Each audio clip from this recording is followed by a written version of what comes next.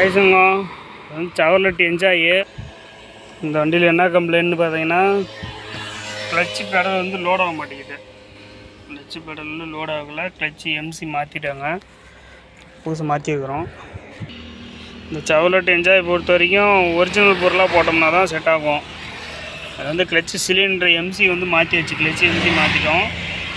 மாற்றி air pleat பண்ணால் ரொம்ப லேட்டாகும். இதில் வந்து ஏர் எடுக்கிறது வந்து ரொம்ப லேட்டாகும். ஒரு ஐடியா இருக்குது.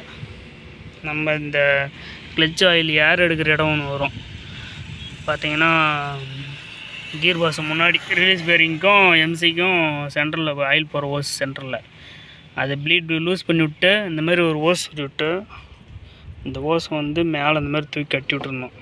தூக்கி கட்டிட்டு இப்போ லூஸில் இருக்கும்போது பெடல் பண்ணிங்கன்னா ஆயில் இவ்வளோ வந்துடும். இந்தமாதிரி கண்ணாடி மாரி இருக்கிற ஓஸ் தான் யூஸ் பண்ணணும். நம்ம ஹார்ட்வேர்ஸ்லேயே கிடைக்குது இந்த ஓஸு. நீங்கள் பம்ப் பண்ணும்போது பார்த்தீங்கன்னா ஒரு லெவலில் இந்த லெவலில் வந்து ஆயில் ஃபுல்லாக நிற்கும். ஓஸ் நிறையா அப்படியே விட்டுருணும். விட்டிங்கன்னா ஏர் ஃபுல்லாக இதில் வந்துடும். ஏர் ஃபுல்லாக ப்ளீட் ஆகி ஆயில் கொஞ்சம் குறையும். அப்போ நீங்கள் அந்த ஏர் ஸ்க்ரூ நட்டை லாக் பண்ணிவிட்டு பெடல் டைட் பண்ணிங்கன்னா பம்ப் பண்ணிங்கன்னா டைட் ஆகிரும்.